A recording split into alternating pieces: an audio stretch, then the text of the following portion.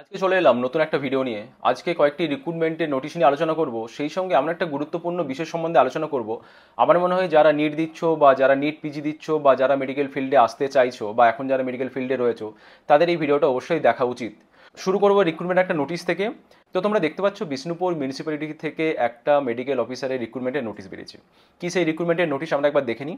এখানে বলা হয়েছে যে দুটো part time medical officer PTMO recruitment হবে ফর ইউপিএইচসি অর্থাৎ আপার প্রাইমারি হেলথ সেন্টারের জন্য on contractual basis under NUHM অর্থাৎ national urban health mission of Bishnupur municipality Bishnupur Bankura.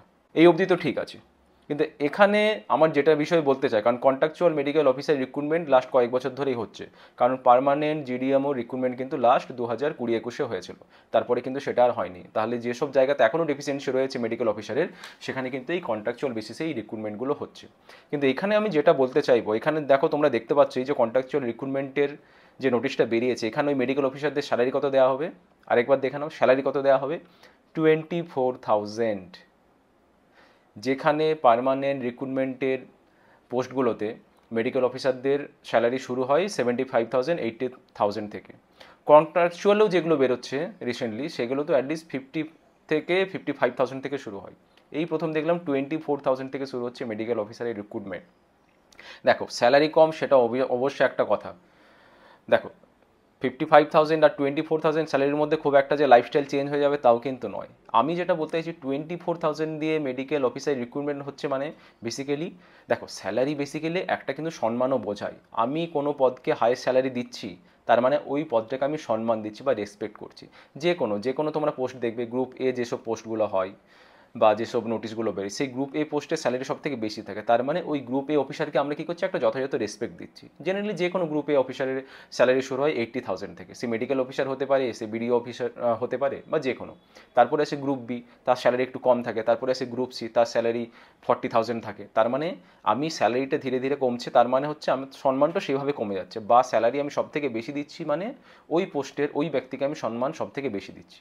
এবারে ডক্টরদের তো গ্রুপ এ অফিসার হিসেবে ধরা হয়, এবং সেখানে একটা গ্রুপ এ অফিসারকে আমি 24,000 স্যালারি দিচ্ছি মানে এটা সত্যি কথা বলতে আমরা যারা মেডিকেল ফ্যাটার্নিটিতে আছি তাদের কাছে এটা একটা হতাশাজনক, একটা লজ্জাজনক ব্যাপার, অন্তত আমার ক্ষেত্রে তাই মনে হয়। আজ আমি যদি দেখি, আমি যে ফিল্ডে রয়েছে মেডিকেল এডুকেশন সার্ভিস, সেখানে যদি কোনো প্রফেসরের রিক্রুটমেন্ট হয় 40,000, তাহলে তো আমার তো খারাপ লাগবে। হয়তো আমার স্যালারি কমে যাবে না, বা যারা আদার মেডিকেল ফ্যাকাল্টিতে রয়েছে তাদেরও কিন্তু স্যালারি কমছে না, কিন্তু বেসিক্যালি ওই পোস্টে এখন 24,000 স্যালারি দেওয়া হচ্ছে মানে মেডিকেল ফ্যাটার্নিটির কাছে এটা কিন্তু একটা লজ্জাজনক, এটা আমার কাছে মনে হয়েছে।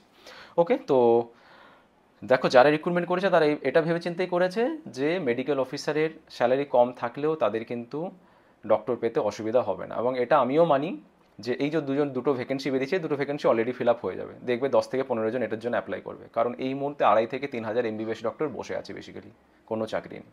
ওকে, তো এটাই বলার ছিল। এটা কাউকে ডিমোটিভেট করতে পারে, কাউকে মোটিভেট করতে পারে, বাট এটা একটা ট্রু ফ্যাক্ট, সেটাই আমি বললাম। ওকে, এরপরে আলোচনা করব কয়েকটা রিক্রুটমেন্টের নোটিশ সম্বন্ধে। সো প্রথমে চলে আসি হাউস স্টাফশিপের রিক্রুটমেন্টের নোটিশ। এটা হচ্ছে বসিরহাট ডিস্ট্রিক্ট হসপিটাল। দেখো ডিস্ট্রিক্ট হসপিটালগুলোতে হাউস স্টাফশিপগুলো নোটিশগুলোতে একটু খোঁজ রাখবে, কারণ ডিস্ট্রিক্ট হসপিটালগুলোতে যেহেতু কোনো ইন্টার্ন থাকে না, তো সেই ডিস্ট্রিক্ট হসপিটালগুলোতে কিন্তু হাউস স্টাফশিপ করার একটা সুযোগ থাকে। বা অনেকে যারা একবার হাউস স্টাফশিপ করে নিয়েছো, নিট পিজিতে ভালো র্যাঙ্ক হয়নি, আরেকবার নিট পিজির জন্য প্রিপারেশন নিচ্ছ, কিন্তু হাতে তেমন টাকা পয়সা নেই, আরেকবার হাউস স্টাফশিপ করতে চাইছো, তারা কিন্তু এইসব ডিস্ট্রিক্ট হসপিটালগুলোতে খোঁজ রাখবে। বা আমার চ্যানেল তোমরা যদি নিয়মিত দেখো, আমি তোমাদেরকে আপডেট দিয়ে দেবো। তো দেখো বসিরহাট যে ডিস্ট্রিক্ট হসপিটাল এবং সুপার স্পেশালিটি হসপিটাল রয়েছে, সেখানে হাউস স্টাফশিপের রিক্রুটমেন্টের নোটিশ বেরিয়েছে। কতজন হাউস স্টাফশিপ লাগবে সেগুলো এখনও কিছু বলেনি, বা বাকি কী কী ক্রাইটেরিয়া লাগে সেটা তোমরা দেখতে পাচ্ছ, এখান থেকে তোমরা দেখে নাও। তো এটার জন্য তোমরা কিন্তু চেষ্টা করতে পারো। এরপর আরেকটা হাউস স্টাফশিপের রিক্রুটমেন্টের নোটিশ বেরিয়েছে, সেটা হলো diamond Harbour government medical college. অনেক ইন্টার্ন হাউস স্টাফরা একবার হাউস স্টাফ হয়ে যাওয়ার পরে কিন্তু ডায়মন্ড হারবারকে আগে প্রেফার করতো, কারণ ডায়মন্ড হারবার মেডিকেল কলেজের নিজস্ব তখনও হাউস স্টাফশিপ ব্যাচ চালু হয়নি, বাট পরের বছর থেকে তাদের নিজের ব্যাচও চালু হয়ে যাবে। তো এই এই হাসপাতালের কিন্তু এরপর হাউস স্টাফশিপের নোটিশ বা রিক্রুটমেন্ট কিন্তু আর সেভাবে হবে না, কারণ ওদের নিজেদের যারা ইন্টার্ন থাকবে তারাই তাদের কলেজে হাউস স্টাফশিপ করবে। তো এখনও দেখো নোটিশটা বেরিয়েছিল 22 এপ্রিল 2025 সালে। তো 6 মান্থসের জন্য নেওয়া হবে, এবং দেখো টোটাল 60টা পোস্ট রয়েছে। কোন কোন ডিপার্টমেন্টে কতগুলো পোস্ট রয়েছে এটা তোমরা দেখে নিতে পারছো। এবং একই জিনিস ক্রাইটেরিয়ার ক্ষেত্রে যদি আমরা দেখি, ওই টোটাল 30 মার্কসের রয়েছে ক্রাইটেরিয়া, আগের ভিডিওতে আমি আলোচনা করেছিলাম। 25 মার্কস রয়েছে যে ক্লিনিক্যাল সাবজেক্টগুলো রয়েছে তার নাম্বারের বেসিসে 25 মার্কস রয়েছে, কোনো যদি ইউনিভার্সিটির এক্সামের কোনো অনার্স থাকে বা গোল্ড মেডেল থাকে তার জন্য 5 মার্কস রয়েছে, এবং যদি সাপ্লি থাকে কোনো এক্সামে তাহলে তার হিসেবে কী হবে, নাম্বারটা মাইনাস হয়ে যাবে। এইভাবে 30 নম্বরের ক্রাইটেরিয়া ধরে একটা লিস্ট বের হবে এবং সেই লিস্টে যারা সিলেক্টেড হবে তারা হাউস টপশিপ করার সুযোগ পাবে। তাহলে হাউস টপশিপের বিষয়টা আলোচনা করলাম। এরপরে যেটা আলোচনা করবো সেটা হলো কয়েকটা এসআর অর্থাৎ সিনিয়র রেসিডেন্টের রিক্রুটমেন্টের নোটিশ বেরিয়েছে, সেটা দেখে নিই। সেটা প্রথমে আলোচনা করছি, দেখো Jalpaiguri government medical college and হসপিটালে। তো সেখানে এসআরদের পোস্ট রয়েছে, 14টা পোস্ট রয়েছে তোমরা দেখতে পাচ্ছ, এবং ডিপার্টমেন্ট তোমরা দেখতে পাচ্ছ। এবং এসআরশিপের জন্য ডেফিনেটলি তোমাকে এমডি ডিগ্রি অথবা এমএস ডিগ্রি বা ডিএনবি ডিগ্রি কিন্তু অবশ্যই লাগবে, তবেই তোমরা এসআরের জন্য অ্যাপ্লাই করতে পারবে। এবং এসআরের জন্য স্যালারি তোমরা জানো 85,000, সেটাও এখানে দেওয়া হবে।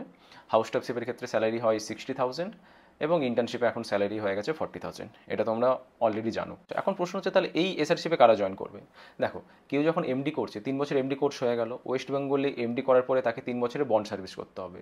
সেই বন্ড তারা করবে অ্যাজ এ এসআর হিসেবে, অর্থাৎ সিনিয়র রেসিডেন্ট হিসেবে তারা 3 বছরের বন্ড করবে। সেই বন্ড কোনো মেডিকেল কলেজে হতে পারে অথবা সেই বন্ড কোনো ডিস্ট্রিক্ট হসপিটালও হতে পারে। 3 বছর বন্ড করে নেওয়ার পরে তাহলে কি অপশন থাকে, সে কী করতে পারে, কোনো স্পেশালিস্ট মেডিকেল অফিসার হিসেবে জয়েন করতে পারে, স্যালারি থাকে অ্যারাউন্ড 80,000, অথবা সে মেডিকেল এডুকেশন সার্ভিসে as a assistant professor join করতে পারে, অথবা সে নিজস্ব ক্লিনিক করতে পারে। তো এখানে যারা যেহেতু এসআরশিপের যে পোস্টটা বেরিয়েছে, এখানে বেসিক্যালি যাদের এসআরশিপ কমপ্লিট হয়ে গেছে, বন্ড সার্ভিস হয়ে গেছে, তারাই সাধারণত এটাতে অ্যাপ্লাই করবে, বা আদার স্টেট থেকে কেউ যদি পাস করে আসে তারাও এই এসআরশিপের জন্য তারাও এখানে অ্যাপ্লাই করে সাধারণত।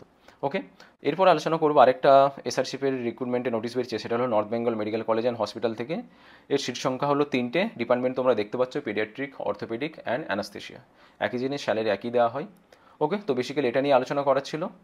তো অবশ্যই প্রথম যে বিষয়টা নিয়ে আলোচনা করলাম, ওই যে কন্ট্রাকচুয়াল মেডিকেল অফিসার রিক্রুটমেন্টটা, সেই বিষয়টা কিন্তু আমাদের ভাবাচ্ছে এই যে চারদিকে এত মেডিকেল কলেজ তৈরি হয়ে যাচ্ছে, অর্থাৎ আগে যে ব্যাপারটা ছিল যে ডাক্তারের সংখ্যা অনেকটাই কম, সেই বিষয়টা কিন্তু অনেকটাই ভুল আমার তো মনে হচ্ছে। অ্যাটলিস্ট যে হারে এখন মেডিকেল কলেজ তৈরি হয়েছে সেক্ষেত্রে এটা তো হওয়ারই কথা ছিল। এবং এখনও যারা ভাবছে যে ঠিক আছে এমবিবিএসে তো হচ্ছে, এমডি করে নিলেই ঠিক হয়ে যাবে, তাহলে আমি এটাও বলে রাখি যে এই মুহূর্তে 3,000 জন করে কিন্তু এমবিবিএস পাস হচ্ছে এখন অবধি, সেটা আর কয়েক বছর পরে 5,000 করে পাস হতে শুরু করবে।